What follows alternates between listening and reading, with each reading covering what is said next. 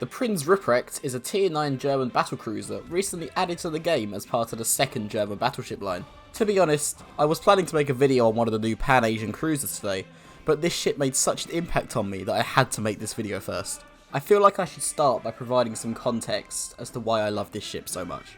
I fucking hated Zieten. I can provide no logical reason for this really. On paper she looks really good.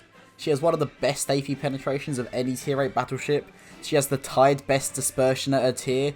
She's stealthy. She has the best secondaries at her tier. She has the best reload at her tier. There's just something about her that makes me despise her more than Jedward, and now that's a dated reference. Maybe it's her stupid turret arrangement, or her 1.7 Sigma, second worst at her tier by the way, only behind Vladivostok, that ruins her theoretically good accuracy, especially when you have less barrels than an Alabaman kid has fingers.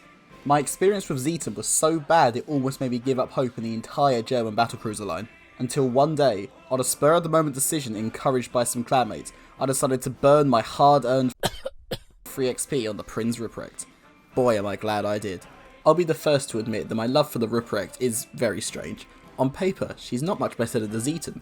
In fact, her gun performance and DPM is exactly the same, and the secondaries are only slightly better. But it's just... The vibes! The vibes! The vibes!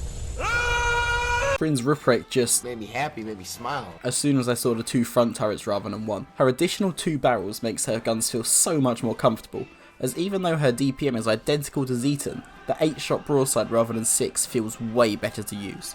She keeps Zieten's trait of the Z turret being able to traverse 360 degrees too, which is super nice, as it means you're always likely to have at least 3 turrets on target. The extra secondary range feels awesome too, and coupled with her concealment means that enemies only have about 200 meters to react after Rupprecht is spotted to avoid being damaged by her secondaries. And most ships should fear these secondaries too, as with the IFHE skill, all of her secondary armament can penetrate 32mm of plating, allowing them to damage almost every cruiser and some battleships in her tier spread directly, rather than just relying on fires. This means that unlike other ships at her tier that can only hope to achieve their theoretical DPM numbers because of poor penetration... What? Bro, what are you talking about, man? She can actually achieve these statistics. On top of her secondaries, she has 8 torpedo tubes per side. Yes, 8. You read, or I guess heard that right. These are identical to Felix Schultz, and fire to 12 kilometers at 50 knots, which is not exceptional, but they're really good at the brawl. On top of this, she possesses standard German hydro, spotting ships out to 6 kilometers, basically a mini radar that lasts for 2 minutes, on top of spotting torpedoes out to 4 kilometers. This gives her all the pieces she needs to be able to dominate most brawls she gets into.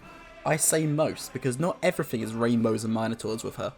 One of her major weaknesses is her armour, or rather lack thereof. She only has 27mm of bow and stern plating, meaning she is highly susceptible to overmatch from 16-inch caliber guns or higher. She does have a 30mm strip of armour on the waterline on the bow, protecting her from overmatch from shells of 430mm or lower. On top of this, some of her secondaries being located in casemates on the side of the ship presents a weakness in her armour scheme, as when you're angled against a target, shells can catch in the casemates, resulting in full penetrations.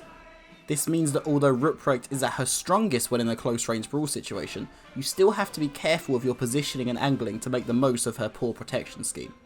This means you can't be brain dead with this ship and just YOLO in with your secondaries and torpedoes expecting to win every brawl, because you'll very quickly be returning to port if you play like that.